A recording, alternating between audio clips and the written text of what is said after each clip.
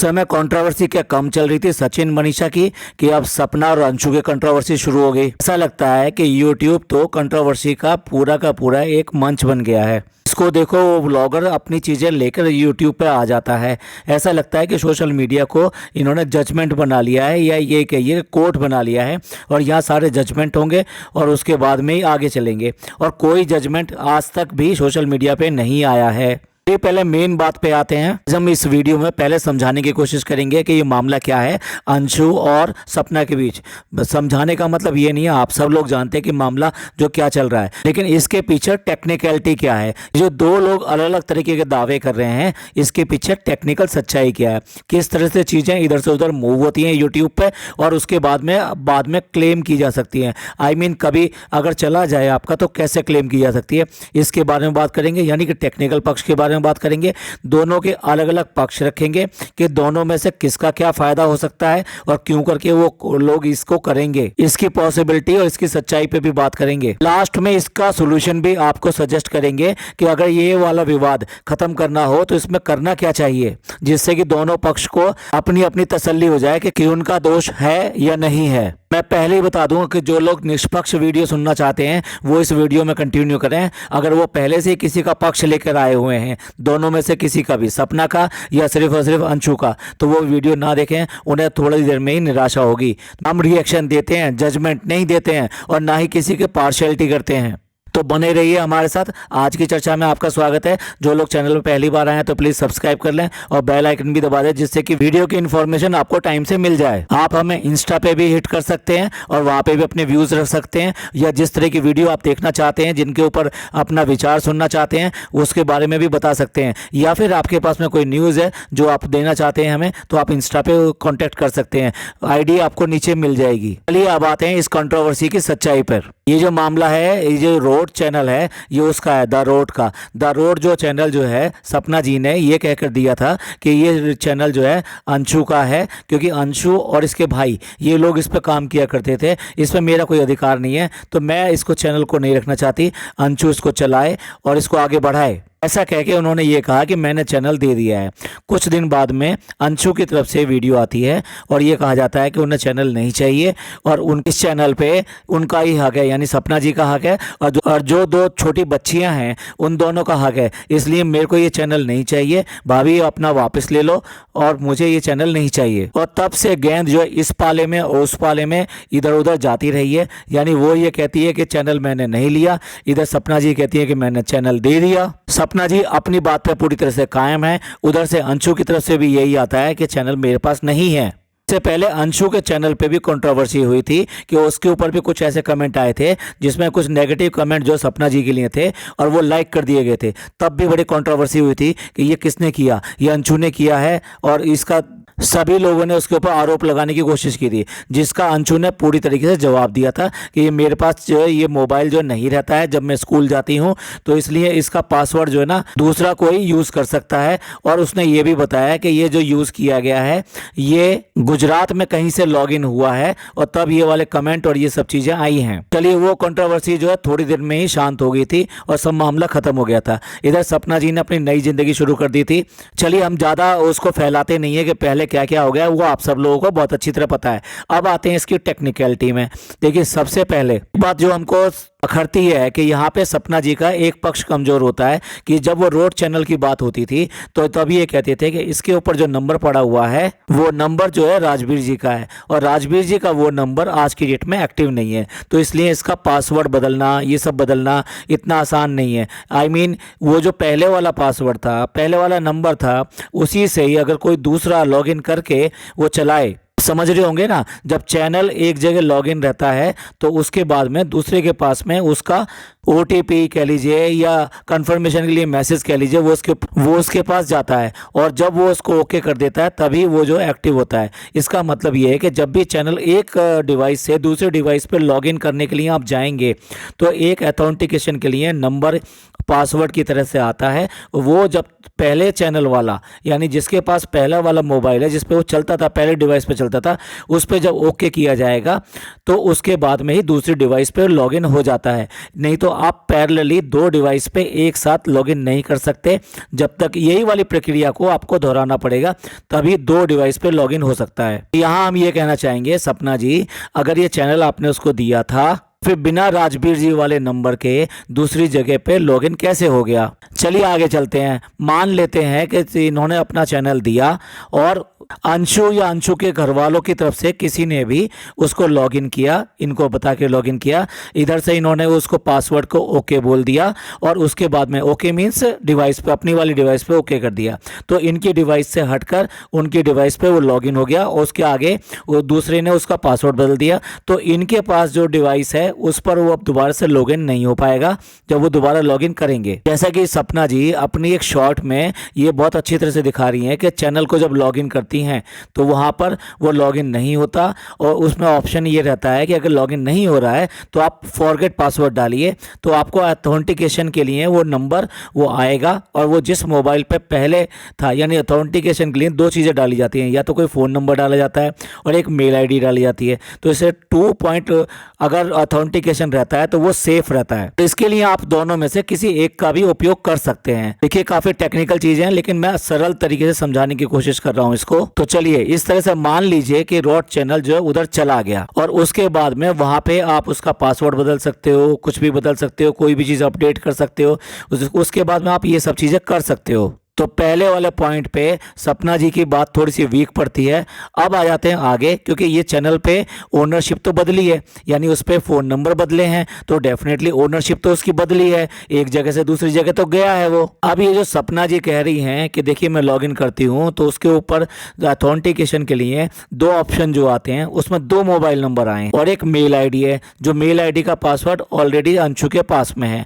और वो दोनों नंबर जो आ रहे हैं उसमें फ़ोन नंबर के, वो दोनों नंबर उन्होंने दिखाने की कोशिश करी है। एक अंशु के पापा का है और दूसरा अंशु का है। अंशु के और अंशु के पापा के नंबर दोनों उन्होंने ऊपर लगाए हैं, बाकी नंबर को उन्होंने ब्लर कर दिया है। सिर्फ और सिर्फ जो 2 लास्ट डिजिट होती हैं वही हाईलाइट करी हैं और वो 2 हाईलाइटेड डिजिट जो हैं वही उस पासवर्ड में दिखाई दे रही हैं या ऑथेंटिकेशन वाले कंडीशंस में दिखाई दे रहे हैं, वही 2 नंबर। तो उससे ये लगता है कि ये दोनों नंबर जो डले हुए हैं एक अंशु के पापा का है और दूसरा अंशु का है। तो ये जो प्रूफ ये दिखा रही हैं सपना जी, इससे बिल्कुल जाहिर होता है कि ये चैनल इनके पास नहीं है, ये चैनल डेफिनेटली अंशु के पापा यानी कि इनकी फैमिली के पास में है। और अब कोई भी जो इनकी फैमिली का है या इनकी फैमिली से कनेक्टेड है वो इस चैनल को ऑपरेट कर सकता है, बशर्ते उसको ये पासवर्ड और ये सब चीज़ें मिल जाएं। अगेन उस थर्ड पर्सन के लिए ये ज़रूरी है कि इनकी फैमिली उसके डिवाइस पे लॉगिन करने के लिए उसको ओके बोलें, यानी कि वो ऑथेंटिकेशन करें जब वो पासवर्ड आए उनके पास। तो यहाँ पर अंशु की फैमिली थोड़ा सा शक के घेरे में आ जाती है। इस तरीके से किसके हाथ में चला गया, किसी थर्ड पर्सन के हाथ में कैसे चला गया। और उसके बाद में और आगे बात करते हैं। अब थोड़ा टेक्निकलिटी को विराम देते हैं और बाकी चीज़ों के ऊपर बात करते हैं, फिर दोबारा वापस आएंगे इसी टेक्निकलिटी के ऊपर। अब वो जो रोड चैनल है उसके ऊपर डीपी चेंज की गई, उसके बाद में एक शॉट डाली गई। वो जो शॉट थी वो सपना की शॉट थी जब राजवीर जी जिंदा थे और वो करवा चौथ कर रही हैं, तो वो वाली शॉट उस पर डाली गई और वो इस तरह की हेडिंग के साथ डाली गई, आई मिसिंग माई हस्बैंड। तो ये दोनों ही काम ये इस तरीके से लगता है जैसे कि सपना जी ने किए हों। डेफिनेटली ये सपना जी की तरफ से डाली गई, तो ये ऐसा लगेगा कि जैसे कि सपना जी ने किया है ये काम। तो इसमें गालियाँ किसको पड़ेंगी? सपना जी को पड़ेंगी कि एक तरफ तो चैनल खेल रही हो और उसके बाद में ये देखो इस तरह से शॉर्ट अपलोड कर रही हो। तो ये कौन कर सकता है? ये सपना जी कर सकती हैं। तो इस तरह से सपना जी को ट्रोलिंग हो, सपना जी को बुरा भला कहें, इस बात के लिए ये शॉर्ट डाली गई। और साथ साथ जो चैनल की डीपी थी वो भी हटा के अब सपना जी की कर दी गई, जिसमें वो प्रेग्नेंट हैं और एक फोटो जेरी के साथ में है। तो ये दोनों काम जो है बड़ी खूबसूरती से किए गए सपना जी को फंसाने के लिए और सपना जी को ट्रोल करने के लिए, क्योंकि अब तक ये तो बिल्कुल पक्की बात है कि चैनल सपना जी के पास नहीं है। तो इसका मतलब जब चैनल सपना जी के पास नहीं है तो ये वाला काम तो सपना जी नहीं कर सकती। तो सपना जी को फंसाया गया, सपना जी को ट्रोल करने के लिए फंसाया गया, सपना जी को बुरा भला कहने के लिए फंसाया गया। अब एक और काम हुआ उस चैनल के ऊपर। वो काम क्या हुआ, उस पर एक छोटी वीडियो अपलोड हुई जिसमें कि सपना के सास ससुर और अंशु, अंशु के पापा, इन लोगों का एक छोटा सा व्लॉग उस पर डाला गया और वो व्लॉग कोई पुराना नहीं था, वो अभी का शूट किया हुआ था। और वो डालने की वजह से अंशु को ट्रोलिंग शुरू हो गई कि भाई ये किस तरह की हरकतें हैं, ये अगर तुम्हारे पास चैनल नहीं है तो तुम किस तरीके से ये वाली वीडियो अपलोड कर सकती है। अब आप ये बताइए, अगर ये तीसरे के पास में है, किसी भी तीसरे के पास में है, एक ये पॉसिबिलिटी हो सकती है, तो अगर तीसरे के पास में है तो फिर अंशु वाली वीडियो, उसके सास ससुर वाली वीडियो उस पर कैसे आ सकती है? तो इनकी फैमिली का ही कोई वीडियो बनाएगा और उसको अपलोड करेगा। उससे जो ट्रोलिंग हुई अंशु की, तो उसकी वजह से वो वीडियो वहाँ से डिलीट कर दी गई, यानी वो व्लॉग वहाँ से डिलीट कर दिया गया। और उसके बाद में सपना जी को फंसाने के लिए ये वाला काम किया गया जो अभी अभी हमने बताया कि एक रील अपलोड की गई और उसका आइकन बदल दिया गया, आई मीन उसकी डीपी बदल दी गई। और अब तो भाई हद हो गई है और बेशर्मी की हद हो गई है और ये के लिए षड्यंत्र की हद हो गई है, गंदगी फैल गई है बिल्कुल ही। और ये सपना जी क्या, किसी भी महिला के साथ में ये करना अपने आप में बहुत ही जघन्य अपराध है और बहुत ही घिनौना है। एक शॉर्ट डाल दी गई जिसमें सपना जी का फोटो है, वो बेसिकली क्या है, मॉर्फ फोटो है, मॉर्फ भी नहीं कहना चाहिए। एक फोटो लिया गया है जो कि बिकनी में एक लड़की खड़ी है और उसके बाद में यानी 2 पीस में वो खड़ी है लड़की, और उसके बाद में उसके ऊपर चेहरा जो है सपना जी का लगा दिया गया और उस पर गाना डाल के उसको डाल दिया गया और साथ में हेडिंग डाला गया कि ले ले मजे और ले ले। देखिए ये सब चीज़ें हम जानबूझ के नहीं डाल रहे हैं यहाँ पर क्योंकि हम इसको अच्छा नहीं समझते, लेकिन लोगों ने समझ लिया होगा कि किस तरह का डाला गया है और कुछ लोगों ने इसको देखा होगा। अब बात आती है कि ये वाला पोस्टर और ये वाला जो रील अपलोड की गई ये कैसे और किसने करी। यहाँ सपना जी साफ साफ ये कहती हैं ये काम अंशु का नहीं हो सकता, लेकिन अंशु के बिना भी नहीं हो सकता। यानी अंशु ने किसी को पासवर्ड और ये सब चीज़ें दी हुई हैं तो डेफिनेटली वो चैनल ऑपरेट हो रहा है और उसके ऊपर ये वाला काम किया गया है। उनका कहना ये है कि सपना जी के घर में जो लोग हैं यानी बाकी के लोग जो हैं ये उनकी तरफ से किया गया है, जो बहुत ही घिनौना है। अब भाई हम बिल्कुल कंफर्म नहीं कह सकते किसने किया है, लेकिन ये जिसने भी किया है ये बहुत ही घिनौनी हरकत करी है। अब इस सब के अंदर ये सब कैसे हुआ, क्या हुआ, ये जो अभी ये जैसे चैनल वहां पे ट्रांसफर हुआ होगा, सपना के पापा के भाई का लड़का यानी कि सपना का चचेरा भाई वो काफी हद तक अगेंस्ट रहता है सपना के, तो हो सकता है ये हरकत उसकी रही हो क्योंकि वो यूट्यूब पर व्लॉगिंग करता है, उसे पता है कि कैसे करके किया जाता है, कैसे करके यूज किया जाता है, कैसे करके अपलोड की जाती है, वो टेक्निकलिटी ये सब चीजें समझता है। हम ये आरोप बिल्कुल सीधा सीधा नहीं लगा रहे हैं, लेकिन पॉसिबिलिटी बहुत हाई है इसकी। अब बात करते हैं कि किसने क्या किया होगा, क्या नहीं किया होगा। सारी बातें तो आपने सुन ली, अपना पक्ष भी बता दिया हमने कि भाई किस तरह से टेक्निकल चीजें किस तरह से चलती हैं और किस तरह से कौन इसका भागीदार हो सकता है। सपना जी की तरफ से चैनल चला गया है, ये बिल्कुल पक्का है। अंशु गंदगी नहीं कर सकती, ये भी पक्का है। कुछ लोग माने या ना माने, हो सकता है कुछ इसके अगेंस्ट बहुत सारे कमेंट्स हमारे वीडियो पे आएंगे, लेकिन अंशु गंदगी नहीं कर सकती। अंशु का उपयोग किया जा सकता है, इसमें कोई शक की बात नहीं है, लेकिन डायरेक्टली अंशु इस तरह की चीज़ें नहीं कर रही होगी। 101%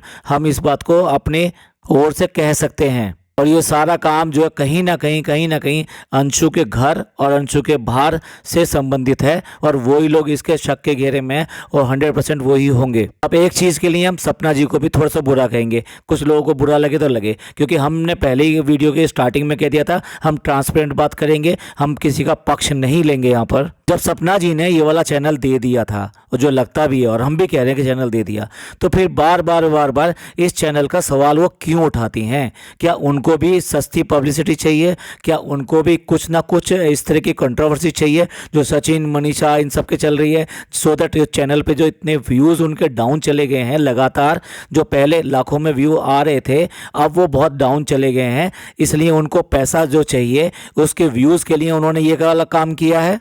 गंदगी वाली बात नहीं कर रहा मैं, ये बात कर रहा हूँ जिस चीज़ को आप छोड़ चुके हो, जो चीज़ को दे चुके हो, उसको तुल क्यों पकड़ रहे हो? उसको बार बार इन सब चीज़ों में क्यों लेकर आ रहे हो? तो ये चीज़ें सपना की तरफ से गलत हैं। अब आ जाते हैं थोड़ा सा और आगे चलते हैं। अगर उस चैनल के ऊपर सपना जी के खिलाफ कोई चीज़ डाली जाती है तो सपना जी का बोलने का बिल्कुल हक बनता है, लेकिन अगर उनके हस्बैंड की अगर डाल दी जाती है और यही डाल दी जाती है आई एम मिसिंग और ये सब, तो ये अपना थोड़ा सा बोलकर छोड़ सकती हैं कि भाई ये मैंने नहीं किया है, आज के बाद में इस पर जो भी कुछ आ रहा है अपलोड हो रहा है, जो भी कुछ हो रहा है मेरा उससे कोई संबंध नहीं है, कोई लेना देना नहीं है। इस तरह की बातें आप करके बिल्कुल अलग कर सकते हैं। और जो आज आपने दिखाया कि जिस तरीके से कि चैनल आपके पास नहीं है, इसके सबूत दिए लिए वो सबूत देने के बाद में आपका जो ये वाला जो स्टेटमेंट है ये अपने आप में काफ़ी होता आपके पक्ष के लिए। यहाँ कहीं ना कहीं व्यूज़ का कहीं ना कहीं उनके दिमाग में है, जिससे उनका चैनल आगे बढ़े, सब्सक्रिप्शन आगे बढ़े और उनको ज़्यादा से ज़्यादा व्यूज़ मिले। अंशु की बात करते हैं। अंशु की क्या गलती है? अंशु की गलती ये है कि उसने ये सब चीज़ें होते समय उसका कंट्रोल नहीं रखा, क्योंकि उसे पता होना चाहिए कि ये सोशल मीडिया है, ये सब चीज़ें कितनी खतरनाक हो सकती हैं। क्योंकि उसके पता होगा जब ये ट्रांसफ़र किया गया होगा तो डेफिनेटली वो इन्वॉल्व रही होगी। इसके अलावा एक चीज़ और, सपना जी ने कई तरह के सवाल अपने लाइव में खड़े किए कि तुम बार बार लीगल और इन सब के लिए कहती हो, लीगल जाओ, पुलिस में जाओ, ये सब करो। तो और दूसरी बात सपना जी ये भी कह रही थी, उन्होंने जिस तरह के सवाल अंशु के लिए रखे थे कि जो भी कंट्रोवर्सी कंट्रोवर्सी नहीं कहना चाहिए, अपने आप को पीड़ित दिखाया था कि उनके ससुर उनके साथ क्या क्या करते थे और उसके साथ साथ अंशु पे भी गलत नज़र रखते थे, उसके ऊपर उसका कोई कमेंट नहीं आया। मैं इसको इस तरह से देख सकता हूँ कि ठीक है, मानते हैं उसकी गलती है और बहुत बड़ी गलती है, इस तरह की चीज़ों पे बोलना चाहिए क्योंकि ये महिला पे आँच आ रही है। लेकिन ये भी हो सकता है कि इमेच्योरिटी भी हो सकती है कि वो जिस तरह का उसका बचपन है, जो वो उसकी उम्र उतनी नहीं है, तो अपने ही बड़ों के खिलाफ इस तरह से अब बोलना उसको शायद अच्छा ना लगा हो और उसके घर वालों ने उसको मना किया हो कि इसमें कुछ भी बोलने की अब तुम्हें ज़रूरत नहीं है, कि मानिए अभी वो बालिग नहीं है तो इसलिए उसको सारा कुछ कंट्रोल उसके पेरेंट्स और उनके बड़ों का है। कि मॉरल होने के नाते हम ये कह सकते हैं कि अंशु को कहीं ना कहीं इस बात का इंडिकेशन देना चाहिए था कि मैं इस पर कमेंट नहीं कर सकती अभी क्योंकि मेरी परिस्थितियाँ ऐसी नहीं है, या जो भी है थोड़ा सा अपना पक्ष रख देती तो शायद सपना जी को भी थोड़ा शांति मिल जाती। अब आते हैं लास्ट में सॉल्यूशन के ऊपर कि ये जो चीज़ें चल रही हैं इसका क्या सॉल्यूशन हो सकता है, ये कैसे बिना गंदगी के सॉल्व हो सकती हैं। देखिए सपना जी इतने दिन से जो यूट्यूब पर हैं और उससे ज़्यादा मैच्योर हैं, अंशु से ज़्यादा मैच्योर भी हैं और सारी चीज़ें उससे ज़्यादा जानती हैं। उसके अलावा सपना जी के बहुत सारे बड़े बड़े व्लॉगर्स से भी जानकारी है, उसमें एक लखनीत भी हैं जो अपनी पूरी टेक्निकल टीम अपने साथ लेके चलते हैं, जिनको ये सब चीज़ों का बहुत अच्छी तरह पता होगा। और नहीं पता है तो बहुत सारे और भी लोग हैं जो टेक्निकल हैं और इस तरह की चीज़ों को काम में करते हैं। अगर किसी का चैनल हैक हो जाए, किसी चैनल में कोई प्रॉब्लम आ जाए तो वो उसको सॉल्व करते हैं और ऐसे कितने सारे उदाहरण यूट्यूब पे ऑलरेडी हैं। तो सपना जी को जाना चाहिए उन लोगों के पास में, बजाय लीगल जाने के, बजाय पुलिस में जाने के, उनको उनके पास जाना चाहिए, उनके पास ये रखना चाहिए और वो जो अपना फैक्ट्स बताएंगे, यानी फैक्ट्स चेक करके बताएंगे कहाँ कहाँ से लॉगिन हुआ, किसने किया, क्या आईपी एड्रेस है, उसको लेकर तब वो लीगल में जाएं, तब वो पुलिस के पास जाएं। और फिर चाहे वो अंशु हो, अंशु के घर वाले हों या सपना जी खुद हों या जो भी हो, मतलब तो दूध का दूध और पानी का पानी हो जाएगा। तब आप लीगल जा सकते हैं और तब आप पुलिस में जा सकते हैं। अभी आप लीगल और ये सब जाएंगे तो ये साइबर क्राइम में जाएगा और साइबर क्राइम में बहुत टाइम लगने वाला है इन सब चीज़ों में। तो इससे बेटर है कि किसी भी टेक्निकल गुरु को कॉन्टैक्ट किया जाए और इसका सोल्यूशन निकाला जाए और इस गंदगी को तुरंत ही बंद कर दिया जाए, क्योंकि आज एक फ़ोटो आया है, कल कुछ और भी चीज़ आ सकती है। तो इसलिए इसके ऊपर एक्शन लेना बहुत जरूरी बनता है। आप सब लोग अगर हमसे सहमत हो या आपका अपना कोई व्यू हो तो प्लीज़ कमेंट जरूर कीजिएगा। आप कमेंट यहाँ पे भी कर सकते हैं और हमारी इंस्टा आईडी पे भी कर सकते हैं जो ये इस समय नीचे दी हुई है। ये पॉडकास्ट आपको पसंद आया तो प्लीज़ लाइक कीजिए, सब्सक्राइब कीजिए, शेयर कीजिए। थैंक यू, धन्यवाद, शुक्रिया।